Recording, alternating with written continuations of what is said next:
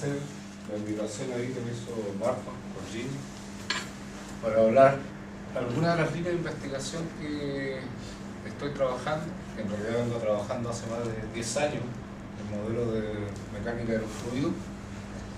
Este es un trabajo que me llegó hace 4 días la aceptación en el Journal Mathematical Analysis and Application, está calientito, digamos, con un colega de Brasil, Pablo Brasi Silva, de la Universidad Federal de Pernambuco, y un alumno de doctorado que tuvimos, que es Felipe Berger, de otra universidad en Brasil, ¿ya? Bueno, yo soy aquí un poco financiado por el FONDES y con ese proyecto que tienen con estas cosas.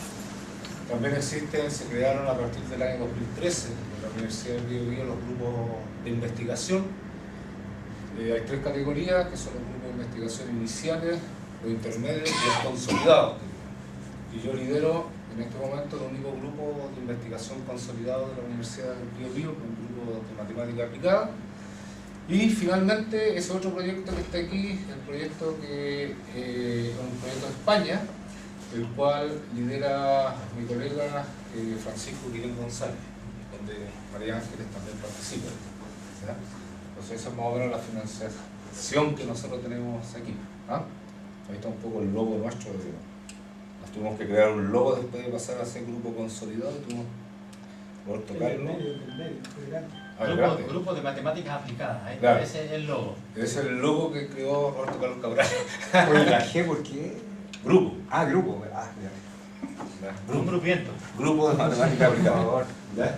Vamos a tener que... Sobre lo que les voy a hablar es sobre un problema bastante importante, digamos, en mecánica de fluido, mismo para las ecuaciones clásicas de Navier-Stokes. Las ecuaciones clásicas de Navier-Stokes tienen un término viscoso, y lo que se trata aquí de ver qué pasa cuando ese término viscoso converge a cero. El resultado que debería obtenerse es la ecuación de Euler, es decir, el fluido ideal, o sea, pasar de un modelo viscoso a un modelo no viscoso.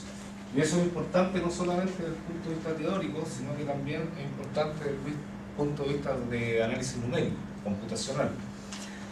Para esta clase de fluidos el problema es bastante más complejo, digamos, porque este tipo de fluidos, además de ser asimétrico, en el sentido que el tensor que actúa ahí dentro ya no es simétrico, sino que es antisimétrico. El caso de los fluidos newtonianos es cuando el tensor de tensión es simétrico. Cuando es no simétrico pasa a llamarse fluidos no newtonianos. De ahí hay 1 millón de variedades de fluidos no newtonianos, y esta clase de fluidos en particular, las características básicas que tienen, además de un movimiento lineal del fluido, hay un movimiento de rotación de las partículas que van dentro del fluido. O sea, el fluido se va moviendo y va rotando también, ¿te fijas? Y además no homogéneo, en el sentido que la densidad no es constante, o sea, hay variaciones de densidad. Entonces eso también involucra, digamos, en el movimiento, tanto en el movimiento momentum lineal, como en el momento angular, que sería la otra variable importante en este módulo, ¿ya? Ahí está un poco lo que voy a hablar. Básicamente el sistema de ecuaciones que aparece es este que está aquí, mira. Yo voy a considerar el dominio, digamos, todo R3, cruz igual a 0T. Después voy a dar unos alcances para cuando el caso que el dominio sea un dominio acotado en el R3, ¿ya? La primera ecuación que está aquí es básicamente la ley, ¿no es cierto?, de Newton, la conservación del momento lineal. Esta ρ es de la incógnita, que es la densidad, la u que está aquí es la velocidad lineal, esta es la presión a la cual está sujeto el fluido, y estas constantes, mu, r y mu r que están aquí, esta es la viscosidad newtoniana estándar, y esta es una viscosidad nueva que aparece por el movimiento, digamos, que realizan las partículas, ¿ya? Y está acoplada, ¿no es cierto?, con esta W que sería el momentum angular, ¿ya? Y esta F es una fuerza externada. Esta condición que está aquí te está diciendo que el fluido es incompresible, ¿ya? Y esta que está aquí es simplemente la conservación del momentum angular, es la ecuación que se deduce. Y más la ecuación de transporte, digamos, de la densidad, cómo se transporta. Y voy a considerarla con estas condiciones iniciales dadas, ¿ya? Como estoy trabajando en el R3, no preciso colocar condiciones en el borde. Entonces la incógnita aquí, como les dije, ρ, u y w. Aquí este es un sistema vectorial de 3 ecuaciones, este es otro sistema vectorial de 3 ecuaciones, más otra ecuación más otra. ¿Te fijas? O sea, hay un sistema ahí de ecuaciones diferenciales. ¿Ya? Está escrito en forma matricial. Ya. Voy a colocar estas notaciones para colocar, y lo que yo quiero saber o ver qué pasa cuando este coeficiente de viscosidad va para 0, este coeficiente de viscosidad va para 0 y este coeficiente de viscosidad va para 0. Si uno hace eso que está aquí en el sistema anterior, formalmente lo que se obtiene es este sistema que está aquí. Fíjate, desapareció el término que llevaba Laplaciano de U y desaparecieron los términos de segundo orden en la segunda ecuación. Esto es lo que llamamos un sistema de tipo Euler. Pero nosotros queremos, en el fondo, ver bajo qué condiciones, cuando yo hago esto tender a 0, esto tender a 0 y esto tender a 0, obtengo realmente ese sistema que está aquí, que sería como el sistema límite. Entonces, ¿el sistema con el que empezaste sería como una deformación de este? No, estos son sistemas viscosos, para fluidos viscosos. Este que está aquí, tú puedes mirarlo como para fluidos no viscosos. Pero tú dices que hace una transición del no viscoso al viscoso, ¿eso es como una transición continua? Claro, cuando la viscosidad va a 0. ¿Por qué? Porque fíjate la naturaleza. Te voy a explicarle un poquito más. Este sistema que está aquí tiene un laplaciano. Tienes este operador que está aquí, ese, completito ahí, que son operadores elípticos, de segunda orden. Entonces son operadores buenos. Ahí tú puedes ocupar bien elementos finitos, qué sé yo, toda la cuestión de discretizaciones que queráis para aproximar razonablemente bien ese sistema. Este sistema límite que está aquí no aparece en estos términos. Estas ecuaciones ya no son de tipo parabólica, o si quieres mirar el modelo estacionario elíptica, son como hiperbólicas. Y ahí las soluciones no son tan fáciles de obtener. Entonces, numéricamente, lo que hace la gente de ingeniería o de otras partes es adicionar estas cosas que están aquí, este término, S y S, y después estudia la convergencia cuando van a 0, porque obtendrían el sistema límite que sería el que modela los fluidos llamados ideales, o de tipo Euler. ¿Ya? Donde no hay resistencia en términos viscosos para el fluido. O sea, cuando el fluido se movimenta, no hay una resistencia viscosa. ¿Ya? Disculpa, pero esa transición es una transición, es lo que te preguntaba. ¿Sí? ¿Es continua o es una transición abrupta? Lo ideal es que sea continua, que sea suave. Porque así tú podrías mostrar la convergencia, ¿no es cierto?, de tu solución numérica a tu solución real del problema límite que quieres. Eso es desde el punto de vista de análisis numérico. Desde el punto de vista teórico es que, por ejemplo, si tú tienes viscosidades suficientemente pequeñas, tú esperarías que el comportamiento fuera como la solución del problema de diálogo. Entonces ahí tú puedes hacer un análisis de estabilidad del modelo, ¿te fijas?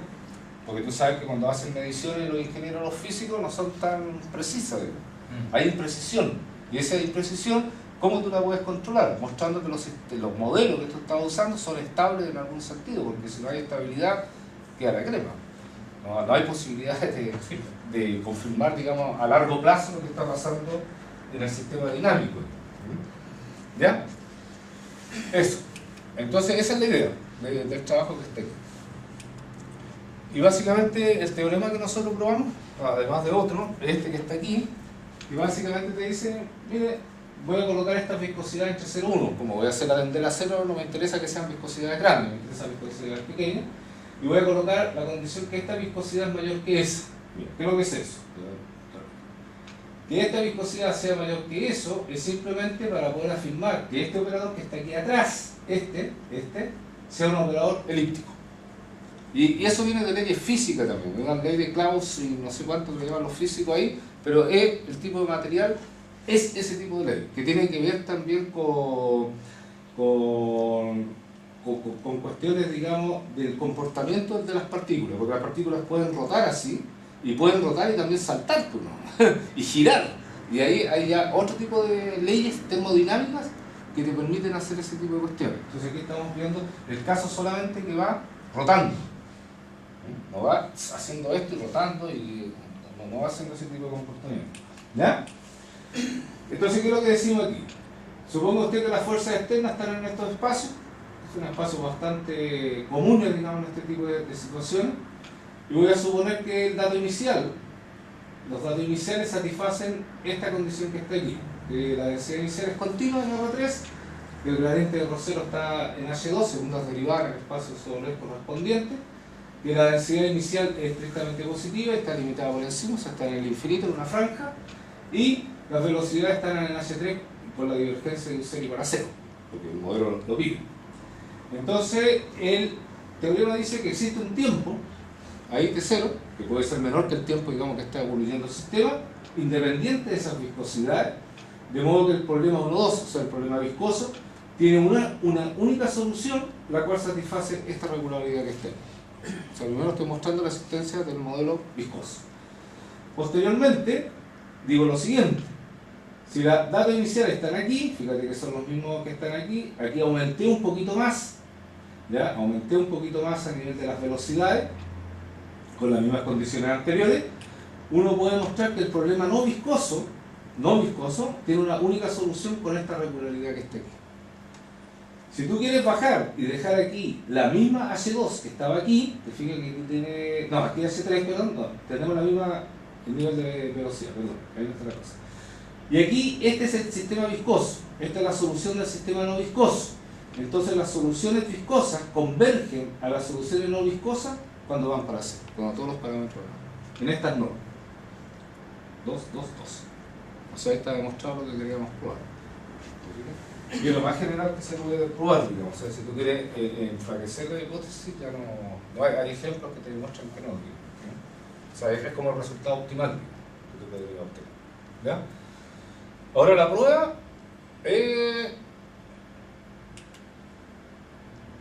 ocupar estas estimativas que están aquí, que son más o menos estimativas clásicas en la teoría de espacio de interpolación y integrales singulares, ¿ya?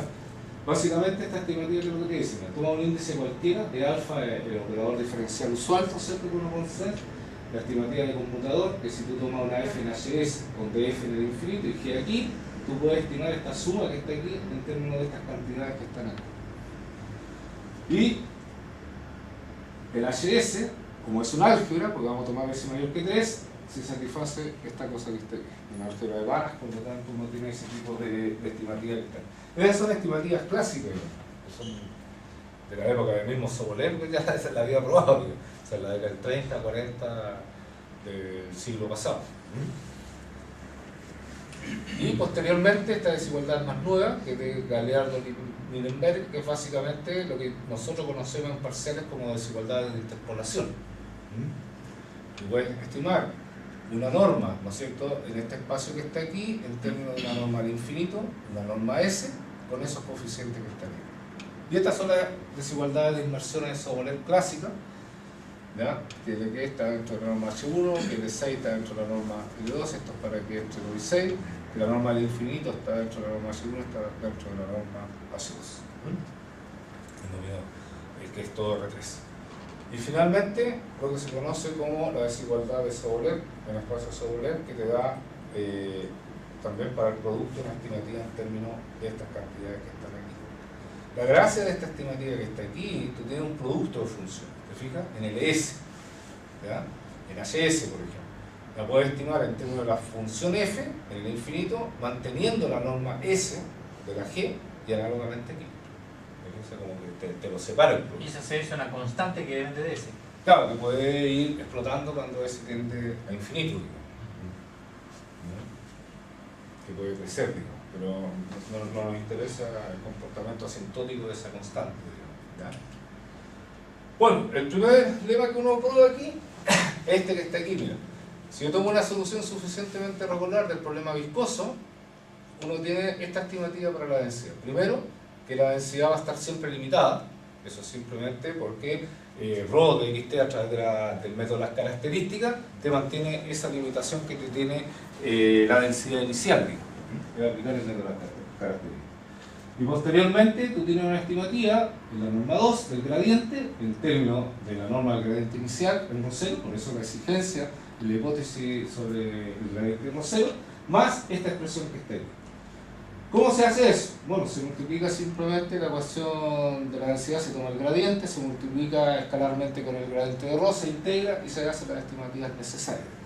O sea, eso es más o menos padrón de cómo hacerlo. Eso no es difícil obtener.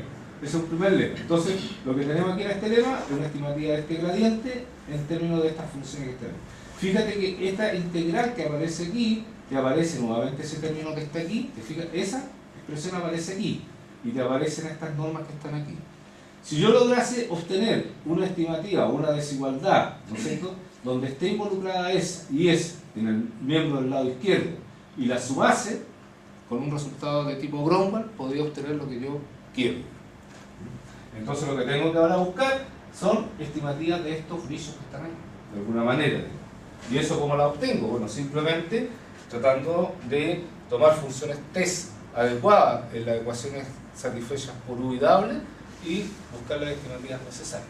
O sea, trabajo brazal, ¿ah? Y usar las desigualdades que coloqué anteriormente. Entonces, primero, uno obtiene esta desigualdad que está aquí. Fíjate, aquí tengo una derivada temporal en la norma C3, tengo el gradiente de un S3 por estas expresiones que están ahí. ¿Cómo se obtuvo esto? Muy fácil. Tú tomas la ecuación, ¿no es cierto?, satisfecha por U, la derivas con respecto al tiempo y usas como un multiplicador la derivada temporal y te van a aparecer estas dos expresiones que están aquí en el miembro del lado izquierdo y después haciendo las estimaciones obtienes esa expresión que está aquí, usando los lemas que coloqué anteriormente. Todo eso está bien detallado ahí en el trabajo que te mencioné, digamos, pero no las quiero hablar aquí o si no me voy a colocar a hacer mucha cuenta minuda que creo que no vale la pena. Análogamente, para la velocidad de W se obtiene una expresión similar, ¿te fijas? La derivada con respecto al tiempo de la norma 3 más la norma del gradiente más esta expresión que está aquí. Y esta no es problema, porque esta que está aquí, por la inversión de Sobolev, se come a esa que está aquí en cierto sentido. Y nuevamente tienes expresiones de esa naturaleza. Bueno, con eso ahí, tú al final obtienes esta desigualdad que está aquí. Voy a llamar A, esa constante que están aquí, que aparece en las normas 3 de la función f y g. Los datos iniciales son todos conocidos, esa constante es una constante conocida. Y tú tienes la estimativa del gradiente, ¿no es cierto?, 2, con el gradiente 3, con el gradiente 3, sumas las tres estimativas anteriores y obtienes esta expresión que está aquí, donde phi de t era la expresión que yo le había colocado que involucraba esto que está aquí en una integral, eso en una integral y eso en una integral. Entonces ahí ya tienes más o menos una cara adecuada. ¿Te das cuenta? Para utilizar un tipo 1. Y posteriormente haces una estimativa más porque necesitas esta información. Fíjate que aquí la dejé afuera porque necesitas esta información. ¿Te fijas? De esa integral y de estas integrales que están aquí que todavía no las tenía. Entonces ahí nos fuimos y obtuvimos estas informaciones que necesitábamos nuevamente en función de la famosa función phi de t. Entonces con eso ahí uno prueba que existe un T0 independiente de las viscosidades, tal que phi de t es menor o igual que la constante A, que dependía solamente de los datos iniciales y de la fuerza externa, para cualquier tiempo T0 en T0. ¿Ya? Y posteriormente tú vas obteniendo las estimativas, digamos, uniformes en el tiempo, en ese intervalo 0T0 de las cantidades estas que están aquí, que también las requieren para poder pasar al límite en términos de las convergencias. ¿Cómo hacemos la prueba del teorema en sí? Bueno, hacemos la diferencia de las densidades, la densidad del modelo viscoso menos la densidad del modelo no viscoso, la velocidad del modelo viscoso menos la velocidad del modelo no viscoso, la velocidad angular del modelo viscoso menos la velocidad del modelo no viscoso y análogamente con las presiones. Y ese es el sistema de ecuaciones que quedan cuando hacen la diferencia del sistema viscoso al sistema no viscoso. Entonces lo que yo tengo que tratar de hacer es buscar estimativas para esta B, para esta Y y para esta sigma adecuada. En ciertas normas, mostrar que esas normas convergen a cero. Bueno, ahí, con esas condiciones iniciales que son cero, digamos, porque son las mismas.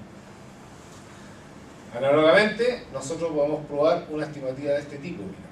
Siguiendo el mismo argumento que hice anteriormente, tú lo vas haciendo y se cumple esto que está aquí. Te queda una constante que depende de estas viscosidades y te queda otra constante aquí por estas cantidades y estas cantidades. ¿Te fijas? Y fíjate que aquí están las mismas. Esa es la misma, esa es la misma. Por eso ahí tú logras probar, bueno, para las velocidades de los gradientes estas cantidades. ¿Por qué hice esa estimativa nueva ahí, la 27? Porque aquí está apareciendo, tenía que tenerla también, ¿te fijas? Entonces la hice. Entonces ahora sí me quedó esta cuestión limitada por esa cantidad de cristalinas, que son las mismas que están en el otro lado. ¿Ya? Y con eso ahí, y al final tú llegas a esto que está aquí.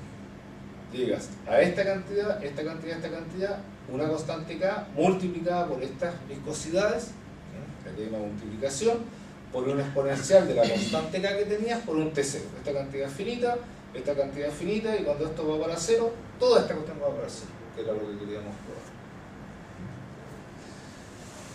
Fíjate que aquí yo trabajé, o trabajamos, mejor dicho, en omega igual a R3.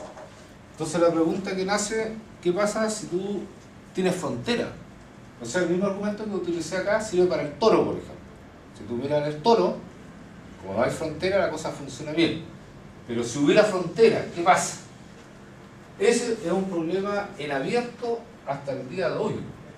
No hay una respuesta clara a ese fenómeno, porque ahí aparecen las capas límites que se llaman. ¿Y qué corresponde a esa situación en la vida real? No, si tú tienes, por ejemplo, un recipiente, El líquido, el líquido fluido contenido en un recipiente cerrado, cerrado. ¿no es cierto? Que tiene, por ejemplo, condición tipo de Dirichlet nula en la frontera, o sea que no hay salida de esto. ¿Qué pasa? Si la viscosidad va para cero, que si estoy calentando, por ejemplo, el fluido y se me está perdiendo la viscosidad y va a un fluido ideal, ¿qué pasa con la condición de contorno? Ese es un problema que está abierto hasta el día de hoy en el caso de dominio acotado. Lo que hay es muy poco.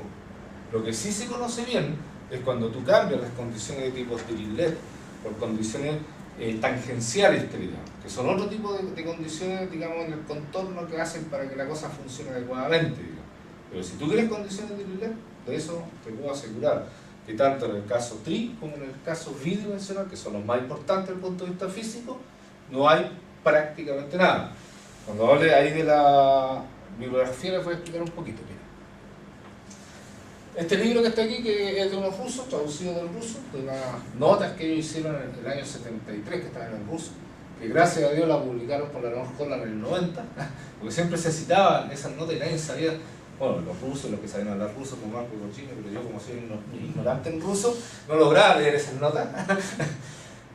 La tradujeron, que es de Antoshev, Kashikov y Monakov, que básicamente aquí hablan de fluidos no homogéneos, o sea, fluidos tipo Navier-Stokes con densidad variable.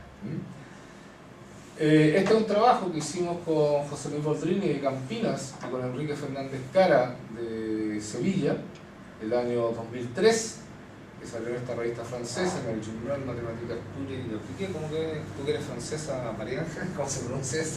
¿Ya? Donde aquí, para este modelo, nosotros probamos la existencia de soluciones fuertes para ese modelo, ¿ya? Tanto locales como globales. Este es el trabajo que les mencioné yo, que está por aparecer ahora, que me llegó la aceptación hace unos 4 o 5 días. Estaba aquí, ¿cuánto que te la mostré todo? Como el martes, creo. El martes se la mostré todo. Ahí me llegó la aceptación de ese trabajo, que les expliqué. Está este otro trabajo, que es más o menos como esto que está aquí, pero este trabajo, aquí con Enrique Fernández Cara y con Paulo, es lo mismo, pero nosotros estábamos considerando P mayor que 3. O sea, no estábamos cubriendo el caso gilbertiano, ¿te fijas? Porque usábamos mucho las inversiones de Sobolev adecuadamente, digamos, que nos sirve el argumento, de otro tipo de argumento. Tienes este otro trabajo con Carlos Conca, Raúl Gormaz y Eloy Ortega, y yo aquí, que salió en 2002, que es para este modelo también, que aquí lo que se hace es un método, digamos, para obtener soluciones fuertes de unicidad, un método iterativo. Hicimos una iteración de Picard, pero para estos modelos de parciales. Este es un trabajo interesante de Ito, que salió en el Glasgow, el 94, donde es un trabajo bien cortito, que son como 3 páginas, pero no hace cuenta de nada, porque llega y dice nomás, son así como las notas con tu rendir, que al final tú las leí y te decís, bueno, es verdad. No sirven para nada, no las puedes citar. No, se pueden citar, pero no están todas las cuentas, entonces tú no te das cuenta cómo hizo la cosa. O como esas rusas que hay, que a veces son de 2 o 3 páginas. Está este otro trabajo del año 90 de Lucas Seguí, ¿ya? Que habla también de este tipo de modelo en esta revista, pero es lo que hace que soluciones débiles. Cuando no prueba unicidad, nada.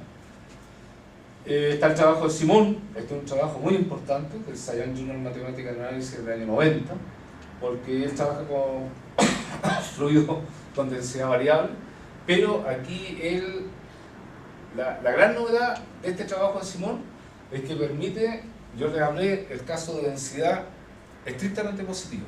Él aquí trabaja con densidad pudiendo ser nula. Y para ello desenvuelve unos nuevos métodos de compacidad que son... Hay un lema de compacidad muy utilizado en parciales en ecuaciones parabólicas que se llama lema de Oval-Lyons, no sé si lo han escuchado. Este caballero, Simón, hizo un teorema mucho más fuerte con menos hipótesis, que sirve para muchas más ecuaciones. Y este trabajito que está aquí, que es con la Elber Ortega y con Elder Jesús Villamizarroa, que es del 2010, es para este tipo de fluidos, pero con densidad constante. Pero ¿cuál es la gracia que hay aquí? Que aquí nosotros trabajamos el caso de omega acotado.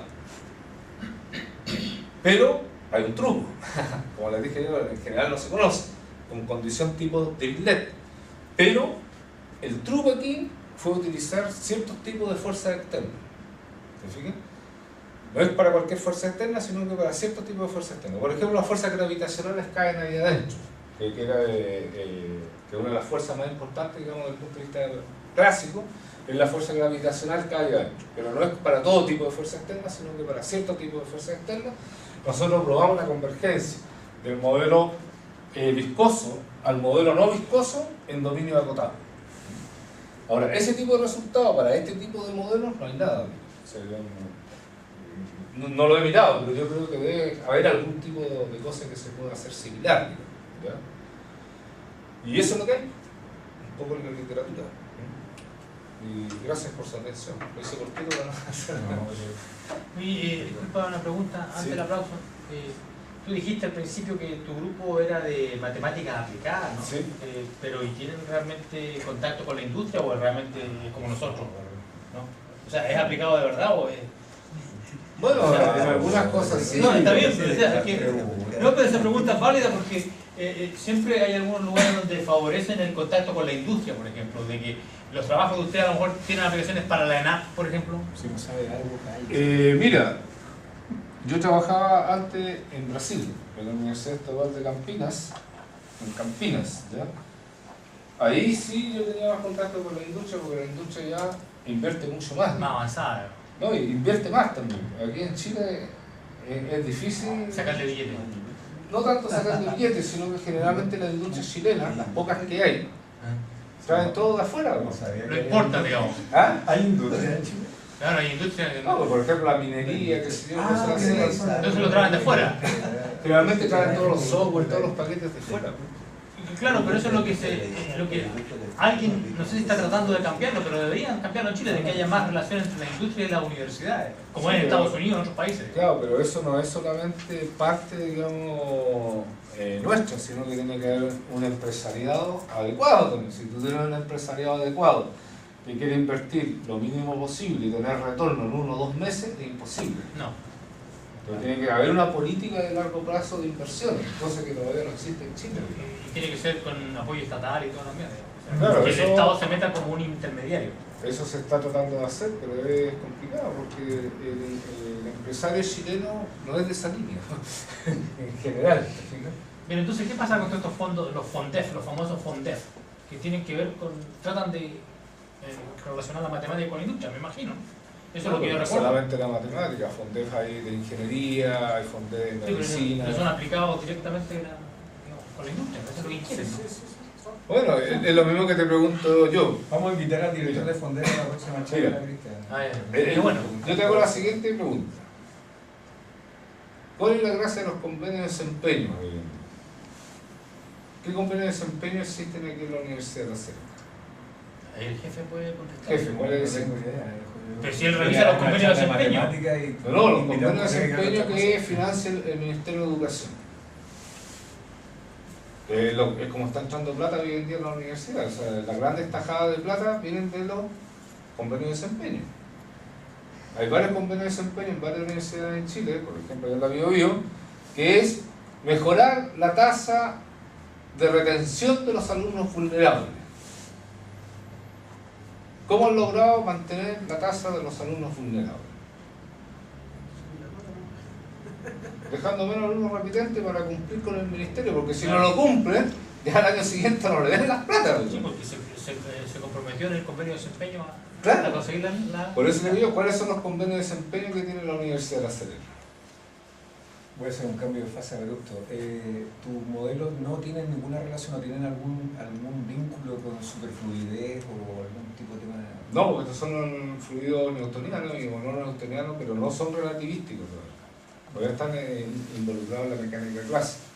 Pero sí tú puedes mirarlo, eso es lo que hemos estado haciendo un poco con Eduardo, con álgebra de Clifford y en los límites de los modelos relativísticos, llegan a este tipo de modelos, digamos, en algún sentido en el límite. Eduardo sabe más de esa cuestión, yo no manejo mucho ahí, pero hay alguna relación. ¿Ya?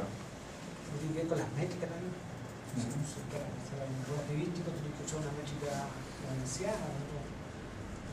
No, pero en el caso, por ejemplo, de la superfluidez del helio, si bien es cierto el fenómeno es un fenómeno cuántico, no está a nivel relativista, uno necesita, al contrario, porque la superfluidez se produce a temperaturas muy bajas, y eso significa que la dinámica del sistema de átomos del fluido es prácticamente nula, en el sentido que casi no se mueve.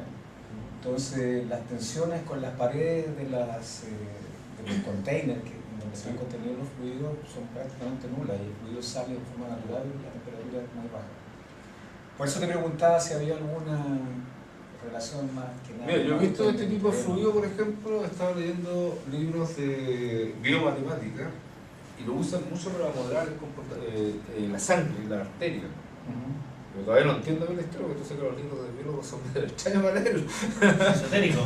No son esotéricos, lo que pasa es que ellos escriben en otros términos que ellos entienden, porque no es el que nosotros estamos acostumbrados. Un lenguaje distinto. Claro, un lenguaje distinto. Entonces, tú para poderte... Es como cuando tú lees mucha literatura, por ejemplo, inglesa, francesa, y te pasas a leer literatura rusa, es complicado. O sea, a mí me costó mucho inicialmente leer la literatura rusa porque entender la cabeza cómo los rusos expresan sus ideas.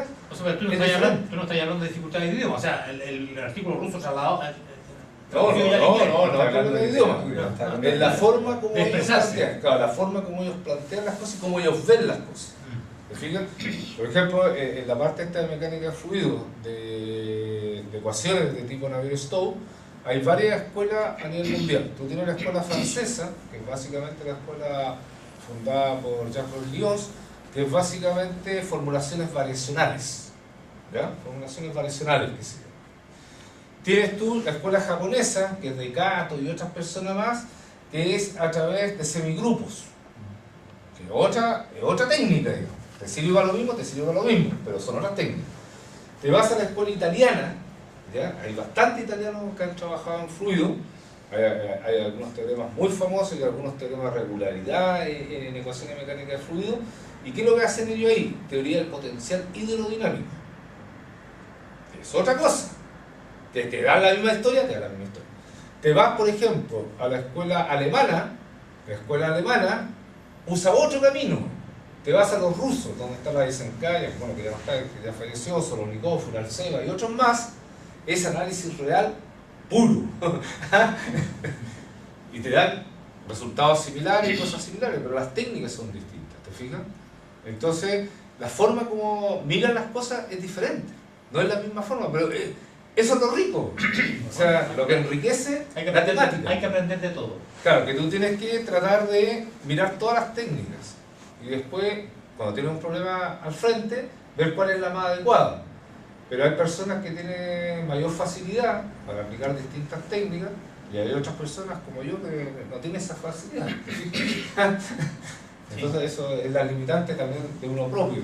Sí, a mí me pasó yo escribí un artículo para el cual tuve que prepararme durante 2 años. O sea, tuve que leer 2 años antes del artículo. ¿Claro? Así que, porque hay un montón de puntos de vista. Que son distintos. Claro. y al final me lo rechazaron. Si tú lees, por ejemplo, si tú lees Unos años.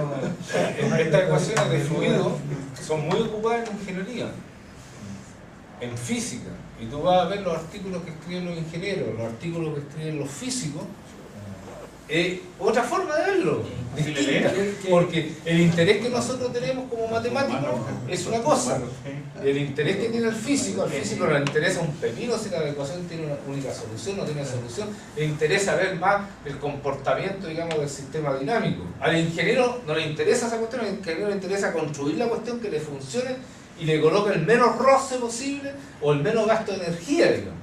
Entonces, las motivaciones que tiene cada profesional es distinta.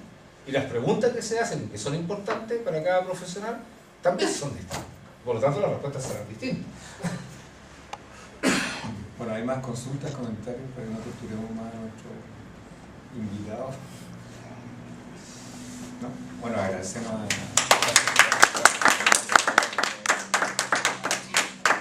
Gracias, gracias. Muchas gracias.